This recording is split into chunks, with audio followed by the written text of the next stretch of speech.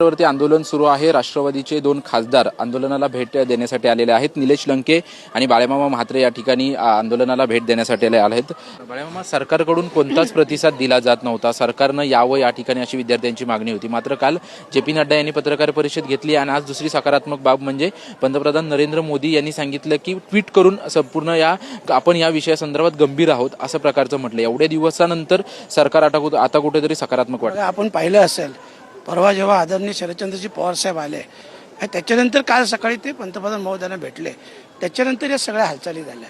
खरं म्हटलं तर याची त्वरित दखल, कारण हे सगळे विद्यार्थी हे उद्याचं भविष्य आहे, या देशाचं भविष्य आहे आणि या देशाचं भविष्य घडवायच्या ऐवजी तुम्ही बिघडवताय।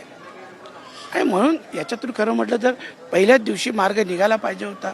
सोनम वांगचुक सारखा एक व्यक्ती किती मोठा सायंटिस्ट आहे तुम्ही सांगा ना, काय देशातलं काय किंवा नेत्यांना त्याची काही जाणच नाही, कल्पनाच नाही, त्यांचं किती मोठं योगदान आहे आपल्या मिलिटरीसाठी। ती अशा प्रकारची थट्टा जी विद्यार्थ्यांच्या सगळ्यांची केली जाते हे चुकीचे, हे सरकारने थांबवायला पाहिजे, मंत्र्यांचा राजीनामा घ्यायला पाहिजे।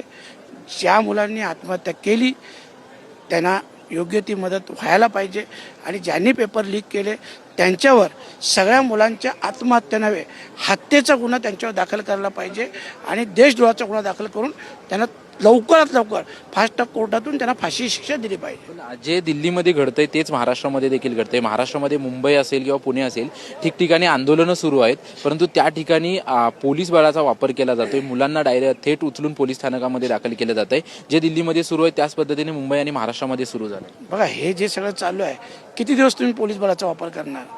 हे तर सगळं किती दिवस वापर करणार? मग तुम्ही काय याच्यातून मार्ग नाही काढणार? अच्छा, किती आंदोलन चिरडणार? बघा ही ठिणगी आहे, हिचा वनवा पेटला नाही पाहिजे, हे सरकारचं कर्तव्य आहे, जबाबदारी आहे, त्यांनी सांभाळला पाहिजे। आणि आता तरी लवकरात लवकर आज उद्यापर्यंत मंत्री महोदयाचा राजीनामा घेऊन उर्वरित ज्या काही मागण्या आहेत त्याच्यावर विचारविमर्श व्हायला पाहिजे।